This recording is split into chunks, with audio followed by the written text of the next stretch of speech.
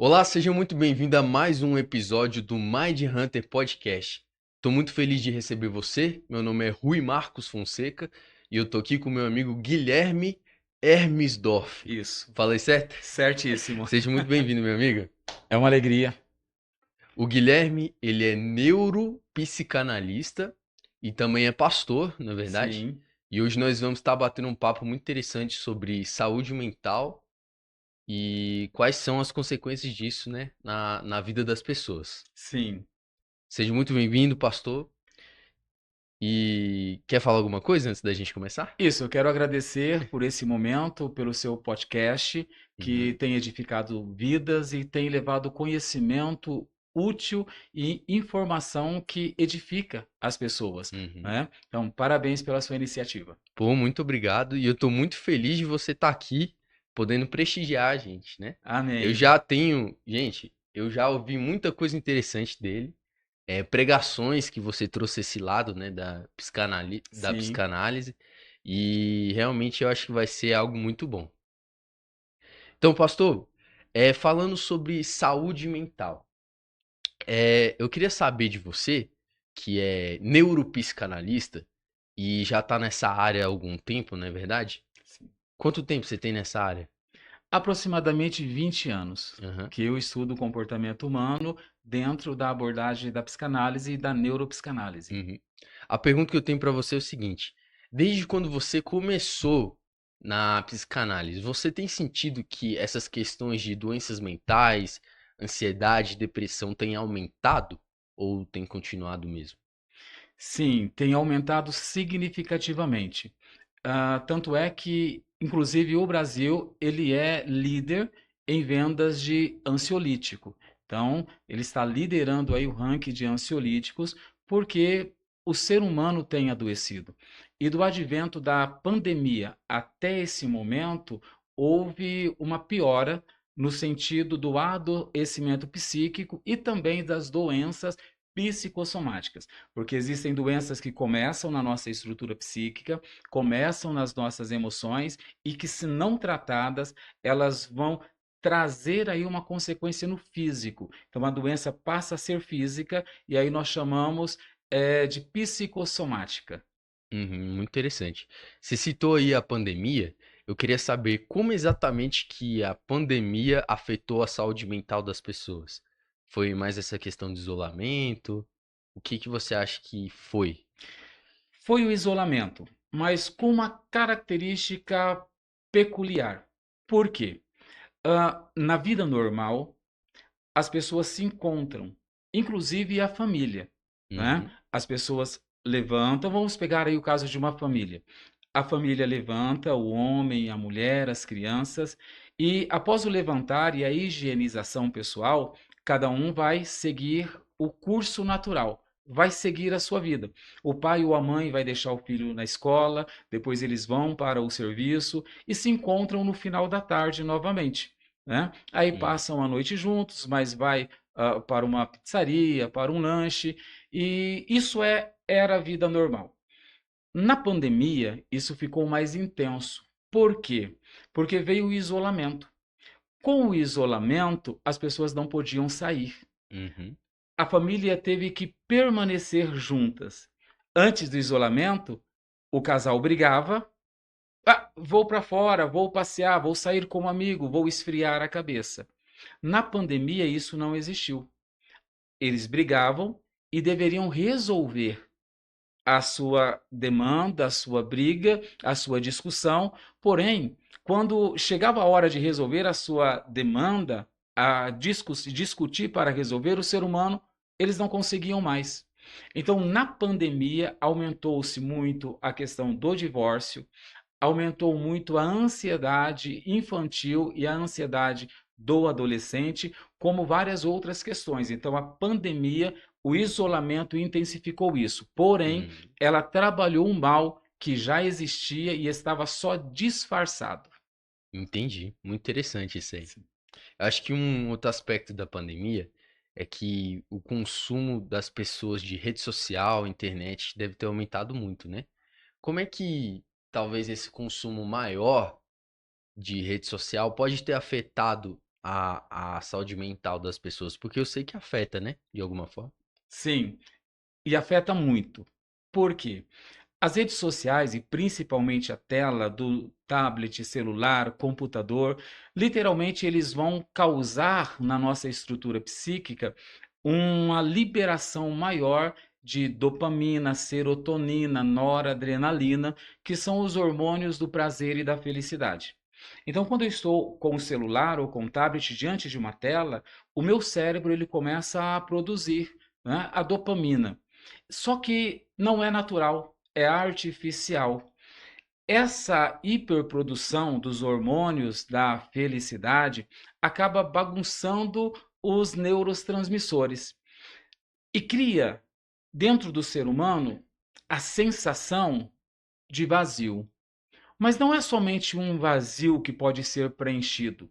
É um vazio que o indivíduo procura preencher, mas nada satisfaz. Então, a insatisfação pelo excesso de dopamina, agora eu não consigo mais fazer as coisas normais do dia a dia. Eu não consigo mais sentar para estudar com o livro, eu não consigo estudar 2, 3 horas, eu tenho que estar conectado ao celular. Então, o nosso cérebro ele foi mudado muito e para pior, justamente por causa desse excesso. E crianças, jovens e adolescentes e adultos aí são apanhados por essa armadilha do digital. A Uhum. evolução foi muito boa, o digital é algo extraordinário, a comunicação facilitou muito, porém trouxe também isolamento, porque hoje não vamos mais visitar ninguém, fazemos uma videochamada, né? Uhum. Conversamos pelo WhatsApp. Então, o contato humano está se perdendo por causa da tela, da evolução da tecnologia. Interessante. E você veio de uma geração que essa questão da internet e da tecnologia não estava tão avançada como nos dias de hoje, não é verdade? Sim. E, e uma coisa que eu me preocupo com as futuras gerações, e não só as futuras gerações, mas eu acho que até as crianças de hoje em dia, é que o consumo delas em telas, em redes sociais, já tem começado muito cedo, né? Será que esse tipo de estímulo numa criança não pode mudar a forma como o cérebro dela funciona, tipo, permanentemente, uma vez que ela chega na vida adulta?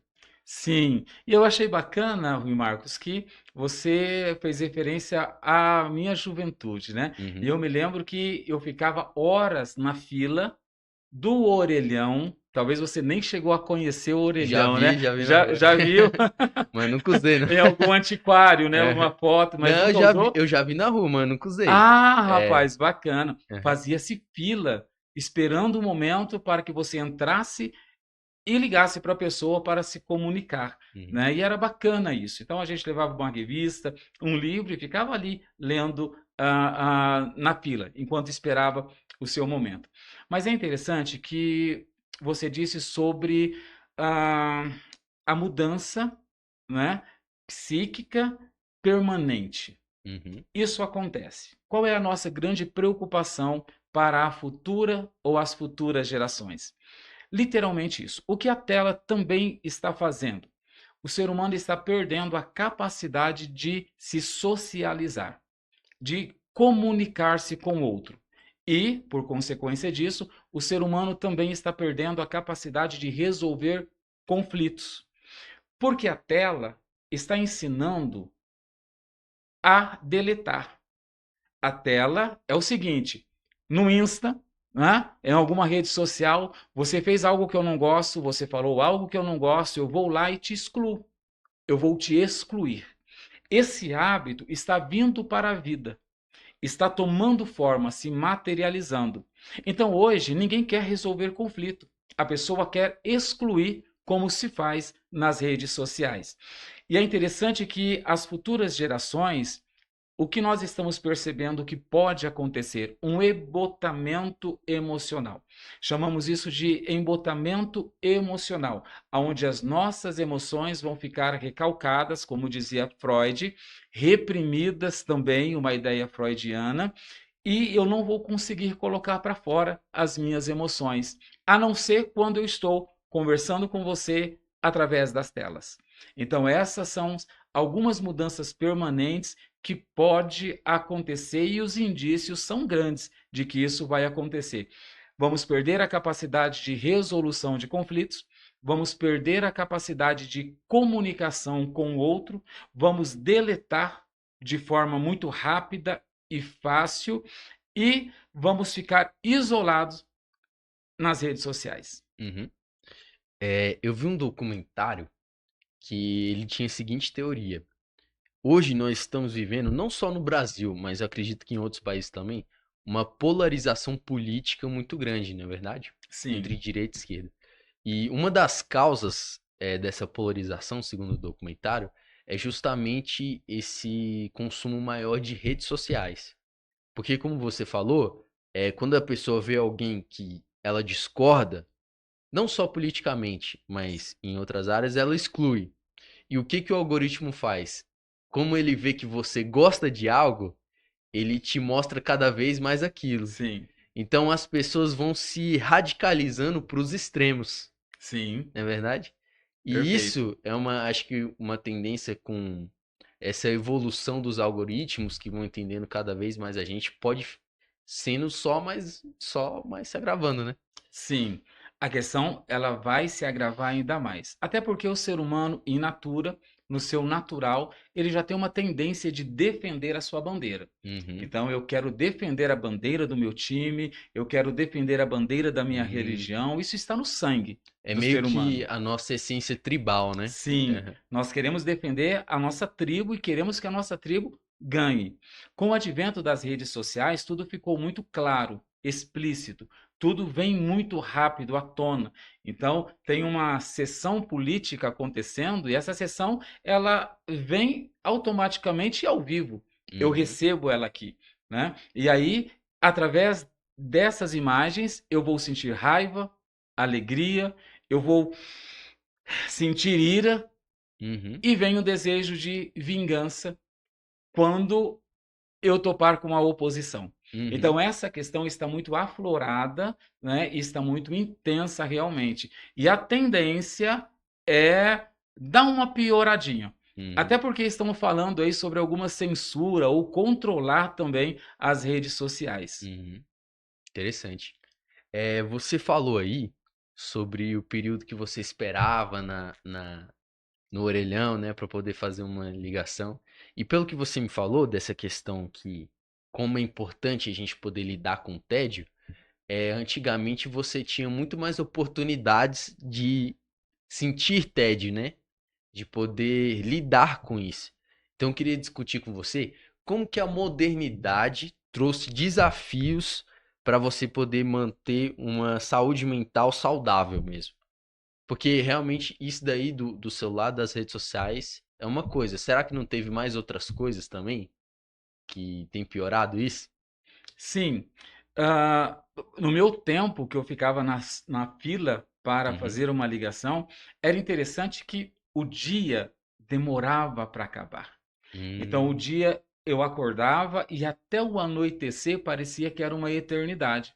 Justamente porque vinha o tédio, não tinha rede social, né? Depois apareceu a discada, que era uma loucura, porque você esperava 2 horas uma resposta da Uhum. discada.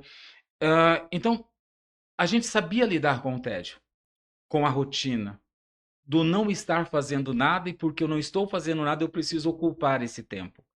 A questão do hoje, nós percebemos que os dias estão voando, como é o termo do senso comum. Essa semana voou. Esse mês passou que eu nem vi. O ano já está acabando novamente. Estamos perdendo a percepção de tempo. O tempo para nós está ficando cada vez mais curto.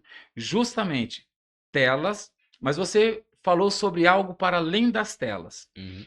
O algo para além das telas que tem prejudicado muito é faça. O quanto mais você fizer, mais você vai ser bem-sucedido. Antigamente o ser humano, ele tinha uma profissão e se especializava e se tornava doutor, pós-doctor. nessa profissão. Uhum. Hoje a ideia inserida na sociedade é que você precisa fazer um monte de coisas ao mesmo tempo. Você precisa dominar todas as suas habilidades e exercê-la. Você precisa ser bom não em uma coisa só, mas em muitas coisas de uma vez. E isso está levando o ser humano a um surto psíquico, porque não conseguimos ser bons em todas as coisas. Nós não temos esse foco, até posso dizer tridimensional, como se estão exigindo agora. Então é muito complicado. Eu lembro que o apóstolo Paulo ele disse: Hum. "Uma coisa eu faço". Então Paulo disse: "Olha, eu não faço muita coisa. Uma coisa eu faço". Paulo Uhum. se especializou em uma coisa e nós lembramos de Paulo há mais de 2000 anos da sua existência. Então, percebe? Essa rotina sem tempo. Então, a criança levanta de manhã, vai para a escola, à tarde natação, no finalzinho da tarde karatê, à noite curso de inglês, Uhum. chega em casa, dorme, acorda no outro dia novamente. Estamos muito acelerados. Isso está trazendo uma complicação muito grande porque não conseguimos lidar mais com a rotina. Rotina no casamento, rotina nas amizades, rotina na vida pessoal. A rotina se tornou um tédio insuportável. Uhum. Eu acho que um outro aspecto também que tem piorado com os tempos, tem até um termo na psicologia, talvez você me ajude a lembrar, que eu acho que hoje dizem que os relacionamentos estão mais cristalinos, frágeis. Esqueci o termo, mas é basicamente para descrever que muitas vezes antigamente você nascia numa casa, você era criado nessa casa e sempre morava e vivia nesse mesmo bairro, nessa região, né? E isso fazia você desenvolver relacionamentos profundos, tipo com o vizinho, com as pessoas da Sim. região, e relacionamentos significativos, né? E hoje em dia, como você tá sempre mudando a cada 3, 4 anos, por exemplo, a questão do vizinho não significa aquela mesma coisa que é antes, né? Por exemplo, eu não sei o nome dos meus vizinhos. Sim. Então, os relacionamentos, eu acho que na modernidade, eles estão menos significativos e profundos. E isso talvez pode ser uma das causas da queda de saúde mental, você não acha? Sim, até porque nós usamos o termo, tanto na psicanálise como na neuropsicanálise, de amizades líquidas. Amor líquido. Esse que eu tava pensando, né? Isso. Por que líquido? Porque o líquido ele não tem uma forma concreta. Ele Uhum, toma a forma de onde ele é colocado, uhum, né? E se vai pelos dedos. Dentro dessa questão, literalmente vivemos uma outra crise. Por quê? Ninguém quer se aprofundar. uhum. Ninguém quer se aprofundar. Hoje, quando alguém pergunta para o Rui Marcos, tá tudo bem com você? Tudo bem.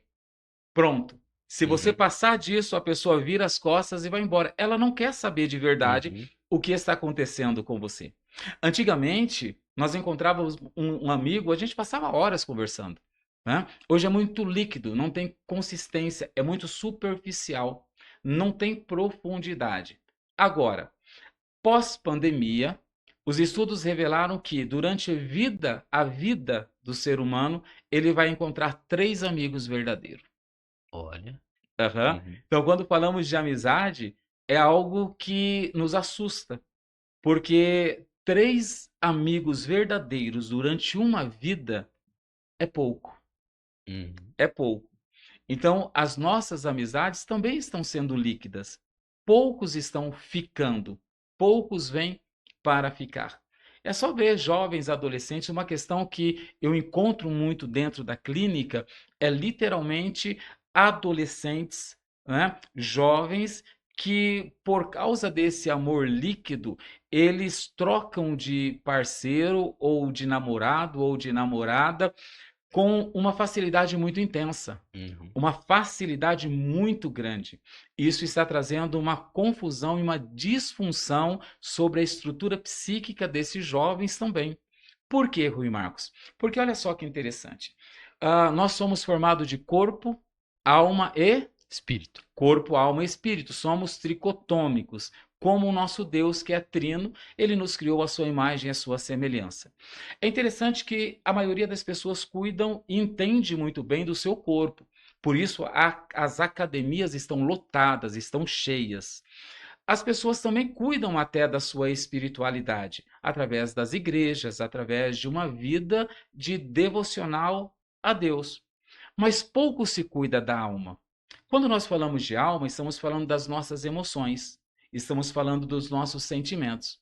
E qual o problema? Que esses jovens vêm com uma certa crise de identidade ao consultório para conseguir se encontrar novamente. Rui Marcos, você sabia que todas as vezes que um jovem ele namora com alguém, existe uma ligação de alma. E se este jovem ele tiver um contato sexual com essa outra pessoa, existe um casamento. Porque no antigo Israel, o casamento não se dava através de uma escritura. Não se dava até como ir no cartório, assinar um documento e receber uma certidão. No antigo Israel, o casamento ele vinha através do sexo. A noite de núpcias, né, que não era só uma, geralmente 7, e assim sucessivamente, dependendo da condição financeira da família. Essa era a ideia. O casamento através do sexo. O sexo une. O apóstolo Paulo diz, e nós vemos isso se materializar nas vidas, quando não se una a uma prostituta. Porque se você se unir, você se torna um só corpo com ela. Quando dois jovens se unem, larga, une com outro, com outro, com outro, com outro, ele acumula um peso psíquico e emocional sobre ele através dessa união. Uhum. Dentro desse montante de acúmulo, eu perco a minha identidade. Eu já não sei mais quem eu sou. Eu não sei mais o que eu vou fazer. Eu não sei mais o que eu sou, Rui Marcos. Eu não sei se eu gosto de menino, eu não sei se eu gosto de menina, eu não sei do que eu gosto mais. Eu perco a minha identidade por causa dos envolvimentos que eu tenho dentro desse amor líquido, que eu troco de parceiro, troco de namorado com uma constância muito rápida. Uhum. É um grande problema que estamos enfrentando aí com a nossa juventude. É verdade. Você falou aí que tem muitos jovens hoje em dia que têm passado por problemas psicológicos e tal. E eu queria saber de você, quando que uma pessoa ela pode identificar que ela não só tá com uma saúde mental afetada, mas na realidade ela tá passando por um processo de patologia mesmo, como depressão, alguma outra doença da mente. Então, vários personagens bíblicos passaram por isso. Uhum. Né? Moisés, Elias, Ana, né? Até Paulo ele teve esse momento depressivo. Bom, existem alguns sinais, né, deste momento que eu estou em declínio nas minhas emoções, que eu estou tendo o início de um problema psíquico e emocional. Primeiro, isolamento.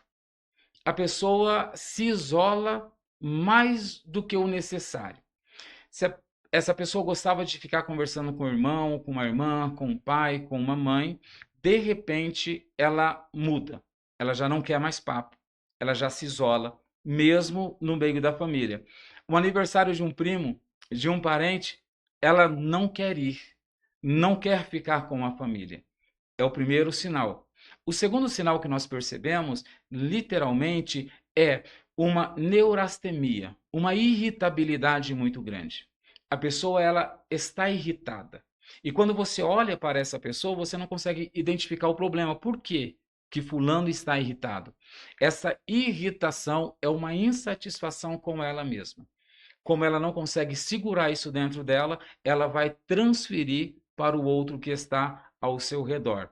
Dormir demais é o terceiro sinal. Então a pessoa dorme muito, né, durante o dia, durante a noite, ou troca a noite pelo dia. Dorme o dia inteiro e à noite vai estar ativa. Né? Então são outros sinais. Agora é interessante que nós temos um sinal da depressão ou alguns sinais imperceptíveis. Porque nós temos o que chamamos hoje de depressão atípica. A depressão atípica, ela está mais voltada para os jovens, entre 16 a 24 anos, aproximadamente. E o que é a depressão atípica? O que é o mal-estar psíquico atípico? É o mal-estar que pode me levar a uma ação muito drástica contra a minha própria existência e ela não tem sinais. Ela não tem sinais. Então, se ele é um jovem brincalhão, ele vai continuar brincando, contando piada, sorrindo, se divertindo. Não existe sinais nenhum. E quando a família assusta, o pior já aconteceu.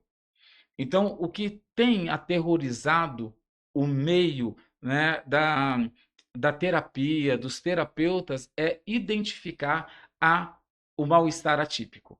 A Uhum. depressão atípica, a ansiedade atípica, que leva a um prejuízo maior porque não conseguimos perceber. Interessante, interessante. E falando sobre essa questão, né, de doenças da mente, eu queria saber de você quais são os tratamentos que você recomenda para uma pessoa que se encontra nessa situação de saúde mental afetada, que não envolve ansiolíticos. Porque você falou que o Brasil é o maior Sim, vendedor de ansiolíticos do sim. mundo, né? Infelizmente. Quais são algumas ações que uma pessoa pode utilizar que não entre por esse caminho de medicamento? Ok. Vamos Vou pegar. pegar uma água ali, mas pode ir respondendo, tá? Ok. Vamos pegar a ideia freudiana, que é a associação livre. O que é a associação livre? É o falar. O falar e ser ouvido. Vou contar uma ilustração de por que eu comecei a estudar psicanálise e depois eu passei para a neuropsicanálise, que a neuropsicanálise ela vem junto com as neurociências para validar as ideias freudianas, de Jung, de Lacan, de Melanie Klein, porque na época deles não tinham exames laboratoriais que davam para fazer certos tipos. Então, hoje as neurociências juntou com a neuropsicanálise para validar. Ah, Há mais de 20 anos atrás, eu estava em uma cruzada evangelística. E eu estava assessorando, trabalhando na organização dessa cruzada. E na oração final, depois que veio o louvor, o pregador e a oração final, antigamente nós orávamos muito por libertação. Então começou a oração para que as pessoas pudessem ser libertas dos vícios e etc. De repente, alguém ali entre o povo, uma mulher, ficou literalmente possessa. Ela se manifestou. Os obreiros, evangelistas, presbíteros desceram e começaram a expulsar aquela entidade maligna que havia se apropriado do corpo daquela mulher. Eles passaram algum tempo ali e nada, não conseguiram. Eu vi a cena e eu tive um impulso naquele momento. Eu falei, eu vou lá ver o que está acontecendo. Porque na minha cabeça eu falei, demônio não é. Porque demônio teria saído, principalmente no nome de Jesus, e com tantos homens de Deus ali orando pelaquela mulher. E eu venci as barreiras, cheguei perto daquela mulher, coloquei a mão no ombro dela, cheguei no ouvido dela e disse: "O que está acontecendo?" Ela parou o surto. Ela olhou para mim e gritou: "Ninguém me ouve, ninguém me escuta. A minha voz não tem peso." Aquela mulher estava angustiada porque a família não a ouvia.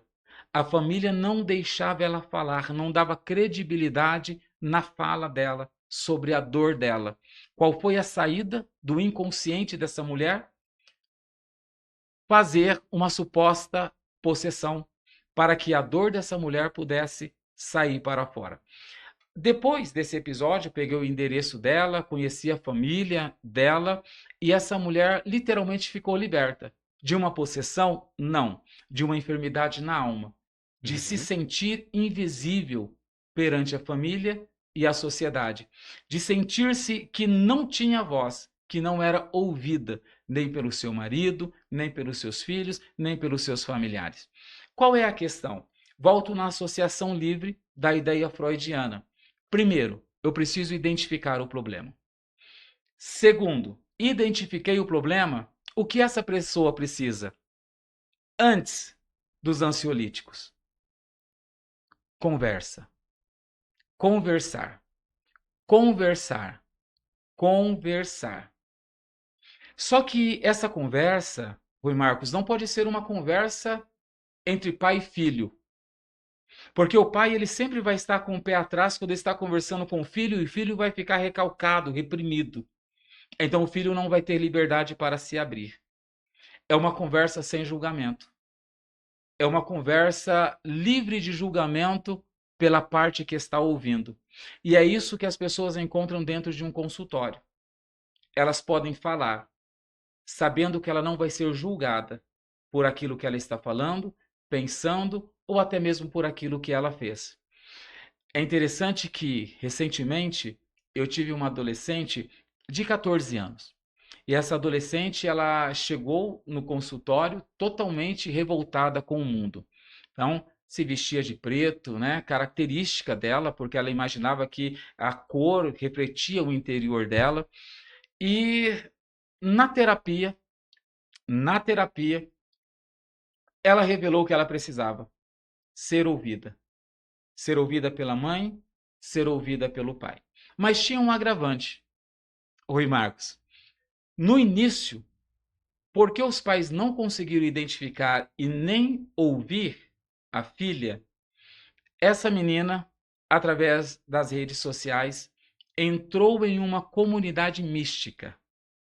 E essa Hum, menina, dentro dessa comunidade mística, ela havia feito alguns pactos, inclusive pacto de sangue, em junto com as amigas da mesma comunidade, em uma videoconferência, né, na rede social, pacto que agravou o problema daquela menina.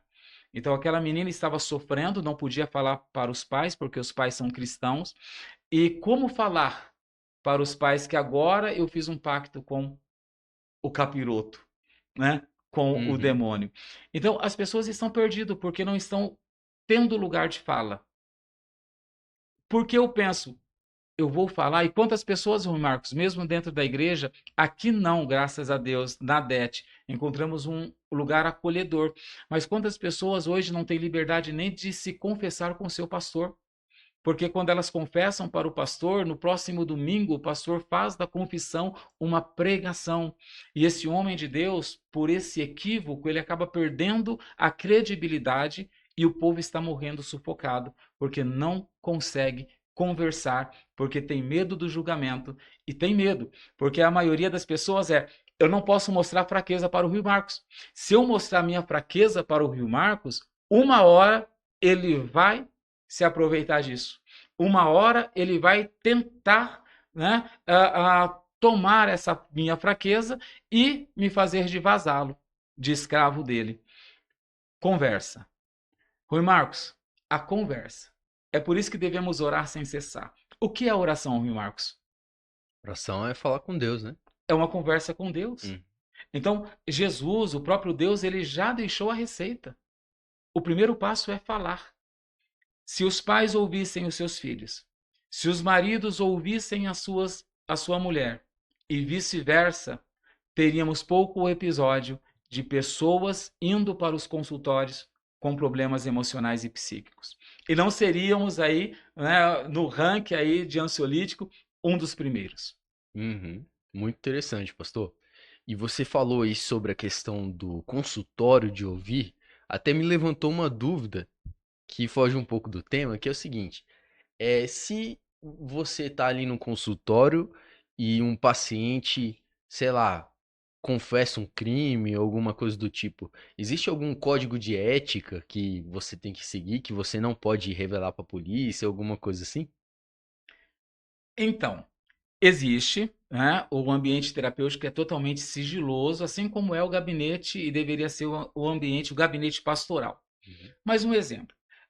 Se o jovem ou adulto que está passando por esse declínio, ele me confessa, ou eu percebo que ele está tendo uma inclinação para intentar contra a sua própria vida, se for menor de idade, eu vou chamar os pais. Porém, eu aviso: olha, diante da sua confissão, eu preciso alertar os seus pais, porque a vida é o bem mais precioso que nós temos. Ele vai saber que eu vou comunicar os pais. Se for um crime que não prescreveu, sendo o profissional procurado pela polícia, ele consegue uma liberação para relatar. Se for um crime, chega alguém lá no consultório, eu bati na minha esposa agora há pouco. Deixei ela lá no chão e já vim para o consultório. Meu amigo, na hora eu ligo para a polícia e falo: olha, vem aqui, está acontecendo esse caso, vem prender esse indivíduo e vai dar socorro para a esposa. Uhum. Tem que ser confessado na hora, porque não podemos admitir, né, agressão à mulher e vice-versa. Né? Então, em alguns casos, nós podemos. Então, intentar contra a própria vida, a agressão a mulheres e também o crime, nós temos aí uma brecha, né, diante da lei do nosso sigilo terapêutico. Entendi. Muito interessante. E eu queria saber, agora, levando em consideração uma pessoa que já esteja nesse processo de depressão ou talvez de alguma outra doença da mente, quais são os passos que você citaria para que essa pessoa possa sair dessa? Bom, estando já nesse quadro, terapia medicamentosa. Então, ela é válida, precisa em muitos casos. Por quê, Rui Marcos? A medicação ela vai me equilibrar. A medicação vai me tirar do surto. A medicação vai me colocar em total equilíbrio de tal forma que eu possa ouvir o outro, que eu retome a minha consciência. No segundo momento, o que ela precisa fazer? Ela precisa encontrar a motivação dentro dela. Ela precisa encontrar a motivação. E quando eu digo encontrar a motivação, é encontrar o seu próprio valor. Porque nesses casos, o indivíduo, ele já se sente um zero à esquerda.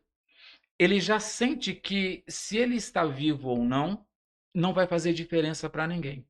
Então a estima dele está muito embaixo. Então ele precisa se encontrar porque ele se perdeu dele mesmo. Porque olha só, e é muito difícil para alguém se encontrar. Olha só, quem é o Rui Marcos? É o Rui Marcos? E profunda essa pergunta, hein? Não sei, difícil. Aham, O Rui Marcos, que não está passando por nenhum episódio mais grave na sua estrutura psíquica, não aham, consegue me responder. é verdade. Buga, Uhum, quem sou eu de verdade? Qual é a minha essência de verdade? Quais são os meus talentos naturais que eu nasci com ele? Quais são os meus talentos que eu preciso adquirir que vão colaborar com os talentos naturais? Precisamos nos conhecer. uhum, Precisamos saber quem nós somos. E quem está em uma crise de saúde mental, está doente na sua psique, ele se perdeu dentro dele. Ele está fragmentado. Ele precisa juntar esses fragmentos para identificar novamente quem é ele, o que ele veio fazer nessa terra, para onde ele vai, qual é a função dele nessa terra. Porque, a bem da verdade, a depressão, o TAG, a ansiedade, né, a síndrome do pânico e tantas outras é uma perca da identidade. A pessoa perdeu a identidade e se sente inútil para a vida e para as pessoas ao redor dela. uhum. Muito interessante. Então, pelo que você falou aí, tem vários fatores do ambiente que podem fazer uma pessoa entrar nesse estado de doença, né? Mas uma Sim, coisa que eu já ouvi falar é que também tem alguns fatores genéticos que podem causar isso, é verdade? Como é que a genética pode influenciar para uma pessoa ter uma doença como depressão? sim, influencia muito. Tanto é que quando vai a um médico para que ele possa receitar uma terapia medicamentosa, o médico vai perguntar: alguém na sua família já teve ou está também nesse quadro depressivo ou tem essa ansiedade? Justamente porque eu herdo, através da minha genética, os males da minha família. Então podemos dizer que isso é geracional. Existem pessoas que têm uma predisposição maior e existem pessoas que têm uma predisposição menor. A família vai contar muito, porque se já tem episódio na família, o médico vai entender que aquilo não é um fator pontual, é algo recorrente. Você falou uma coisa interessante, foi Marcos. Nós herdamos. Nós herdamos. Nós herdamos, através da epigenética, características físicas dos nossos pais, dos nossos avós e, em alguns casos, até dos nossos bisavós, né? Então, olhando para o Rui Marcos, eu assemelho o Rui Marcos ao pastor Rui Mar. Característica herdada do pai. Mas o Rui Marcos também tem grande parte da mãe. Tem uma fração dos avós e dos bisavós. Entende que você herdou fisicamente de alguém? Perfeito. Emocionalmente e psiquicamente também nós herdamos. E é interessante que o que nós herdamos? Herdamos a predisposição para uma doença mental, herdamos uma predisposição para crises. Crises. Exemplo didático. A família do Rui Mar, ela veio de problemas financeiros. É um exemplo. Então, o Rui Mar nasceu em uma família onde o pai, os avós, os bisavós já vinham em uma luta financeira muito intensa. A probabilidade é que o Rui Marcos continue manifestando essa deficiência na vida financeira. Porque aquilo que se tornou a grande derrota da minha família vem para mim. Não para me destruir, mas para que eu consiga vencer, para que eu consiga superar. É por isso que os filhos são flechas nas mãos do valente. Ora, a flecha, ela é projetada para além de mim. Então, os filhos, eles nasceram para superar os pais, inclusive nos problemas familiares antigos. Geralmente não acontece. E aí a criança cresce e ela começa a repetir a vida do pai, repetir a vida da mãe. Outro exemplo, que vemos muito no cotidiano esse. A mãe não foi feliz no amor. Tem duas filhas. As filhas também não são felizes no amor. Vai passando, vai transferindo. Herdamos fisicamente, herdamos psiquicamente, herdamos emocionalmente, herdamos o temperamento dos nossos pais, né, que já está dentro do campo psíquico, e se não tomarmos cuidado, nós vamos repetir a mesma história dos nossos pais, se não barrarmos isso. O mal precisa ser barrado. O mal precisa ser bloqueado. O bem precisa ser invocado. O mal, ele vem por vir, é uma ação natural. O mal, ele arromba a porta, ele vem para destruir, é normal, é natural dele. O bem deve ser invocado para bloquear essa sequência genética psíquica destruidora. Já viu casos assim, Rui Marcos?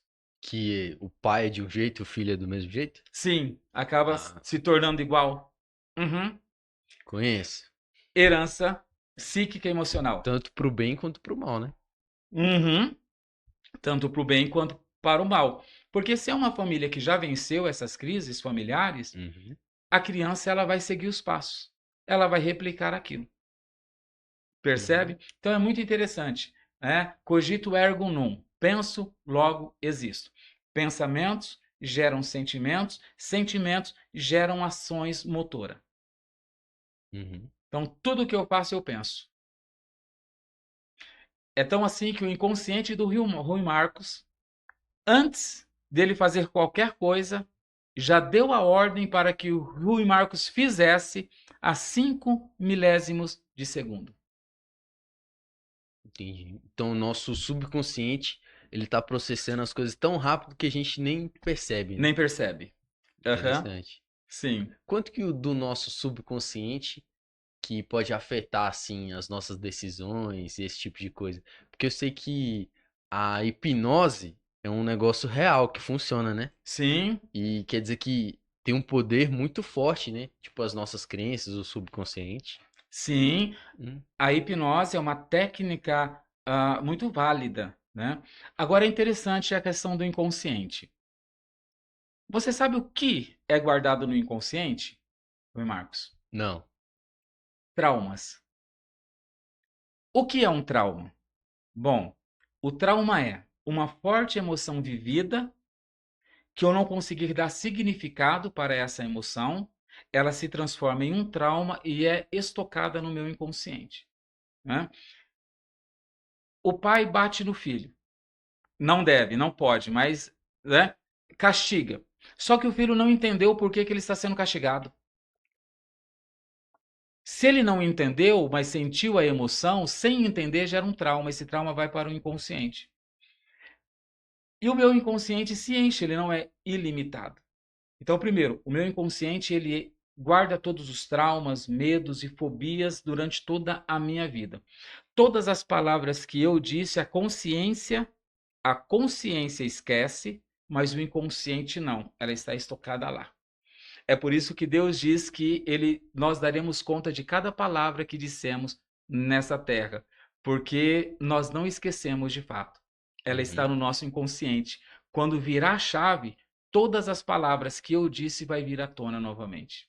uhum, É interessante, Deus ele é fantástico em nos criar dessa forma. E aí, o nosso inconsciente é 95% do nosso ser. A nossa consciência é 5%. Nós somos extremamente emocionais. Emocionais.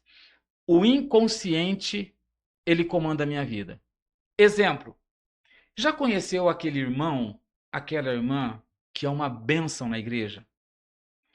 Trabalha, se é esforçado, faz tudo o que se pede, fala em línguas estranhas, Deus até usa em dons proféticos. Mas quando sai da igreja, vai para a rua, se transforma em uma outra pessoa. Ela é totalmente o inverso. A gente olha e fala: meu Deus, eu não entendo. Como que essa pessoa é uma coisa na igreja e lá fora ela é uma outra pessoa totalmente diferente? Você conversa com essa pessoa, você chama ela para conversar, conversa com ela vai dizer: pastor, é isso mesmo que acontece. Só que eu não consigo mudar. Eu até sei o que eu preciso fazer. Eu sei o caminho que eu devo seguir, mas eu não consigo. Eu não consigo. Já se deparou com algumas pessoas assim, Rui Marcos? já vi, sim. Aham. Uhum. Qual é o problema dessa pessoa? Deixa eu pensar para te dar uma resposta certa. O problema dessa pessoa, o problema dessa pessoa, eu acho que talvez essa pessoa ela tenha mais de uma identidade, assim, no quesito que quando ela entra na igreja, ela tá associando aquele ambiente, a roupa que ela coloca e ela tem ali uma máscara. E aí quando ela vai assumir outros papéis na sociedade, outras facetas da personalidade dela acabam se aflorando mais. Bacana. Jung trabalha muito bem essa questão das máscaras, mas todos nós somos meio que mascarados, Sim, no bom sentido, sim. porque temos muitos papéis na sociedade. Tem o papel do pai, e esse mesmo pai também é funcionário, este mesmo pai é funcionário, ele é marido, e em cada momento ele exerce um papel. E Jung vai dizer que em cada momento ele usa uma máscara. Mas eu uso essa máscara para o bem ou para o mal? Claro, para o bem. Mas vamos lá. Essa pessoa não é que ela é falsa. Não é que essa pessoa é mascarada no sentido pejorativo da palavra. É que essa pessoa está bloqueada no seu inconsciente. Existe um bloqueio no inconsciente dela que, por causa dos traumas que ela viveu no passado, ela não consegue se libertar e não consegue fazer outra coisa. Então a questão é: a pessoa é sincera, ela diz eu quero mudar, mas ela não consegue mudar. Outro exemplo é: já viu aquela pessoa que é boníssima, bom de papo, é sincero, é fiel, só que quando está com raiva, ela explode, ela perde toda a consciência dela e faz coisas muito ruins que as pessoas ao redor dela ficam espantadas? Todo momento de raiva, o meu inconsciente toma conta. E se essa pessoa está com o inconsciente contaminado pelos traumas, pela dor, pela falta de perdão e etc., esse inconsciente negativo vai jogar uma raiva incontrolável nela e ela vai perder o controle. Não é porque ela quis perder o controle de fato, é porque ela não consegue se controlar de tamanha raiva, de tantos traumas que ela tem dentro dela. Por isso conheceis a verdade vos libertará. O meu povo está perecendo por falta de conhecimento. Então, eu vou perecer se eu não tiver o conhecimento de mim mesmo, do meu inconsciente, do meu pré-consciente, da minha consciência, do id, do ego, do superego, que são as instâncias que nós temos aqui dentro da nossa caixa craniana. Mas, Rui Marcos, quem faz o errado por querer fazer o errado? Não sei. Provavelmente só o demônio mesmo. Sim, É. aham, porque ninguém sã consciência vai querer errar, fazer o mal, só por fazer, para Uhum. receber uma sanção, uma retaliação do outro. A pessoa só faz o mal porque é o único caminho que ela aprendeu. Uhum. E ela não consegue fazer essa conversão para o caminho bom. É muito difícil para ela porque ela está presa nos traumas. Em geral, ninguém erra porque quer errar. Ninguém faz o mal porque quer fazer. Porque nós, como seres humanos, cara, quem é que não gosta de um elogio? Fala aí, Rui Marcos, você gosta de um Eu elogio? gosto de um elogio. Se o pastor Rui Mar chegar e falar: Meu filho, mas hoje você foi bom demais, parabéns, camarada. Eu gosto. Sim, quem é que não gosta? Uhum. A nossa tendência natural é se inclinar para o aplauso, para o elogio, para ser aceito pela tribo, pelo grupo. O contrário disso é uma exceção que vem através de traumas e vem também através de uma ação demoníaca, porque o diabo, ele sempre vai pegar carona na minha fragilidade. Se eu Uhum. estou depressivo, com algum problema mental, eu vou ficar fraco, minha estrutura psíquica vai ficar fraco e o diabo, como oportunista, ele vai pegar carona nisso. Uhum. Você falou aí sobre o subconsciente, e uma frase que eu acho que é muito interessante, que diz exatamente sobre o subconsciente, é a seguinte: que todo exagero esconde uma falta. Então, várias vezes na minha vida, eu percebi essa frase em ação.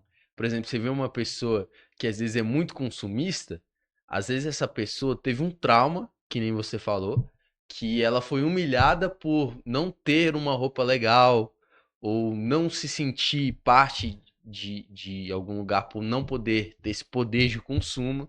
E aí, por causa dessa falta, o subconsciente dela age e ela tem um exagero.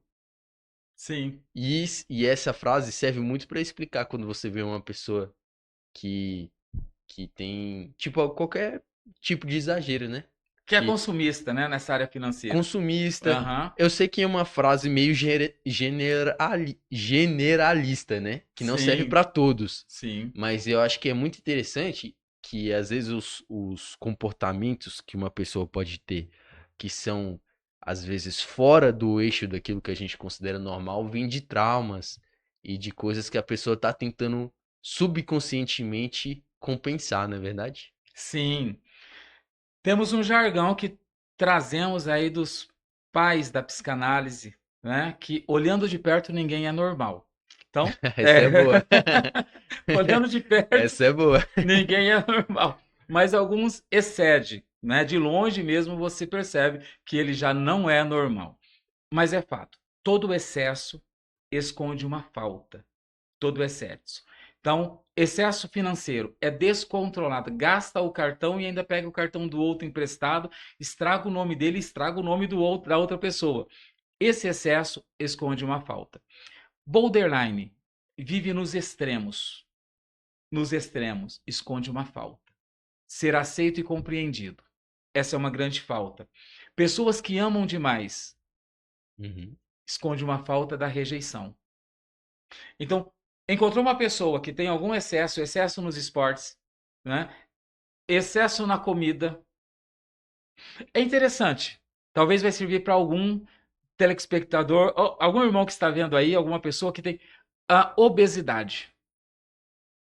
Uma das grandes raízes emocionais da obesidade, sabe qual é? qual é a falta que a pessoa tem, por isso ela come demais, talvez nem coma muito, mas o pouco que ela ingere, que ela vai se alimentar, o organismo transforma em gordura.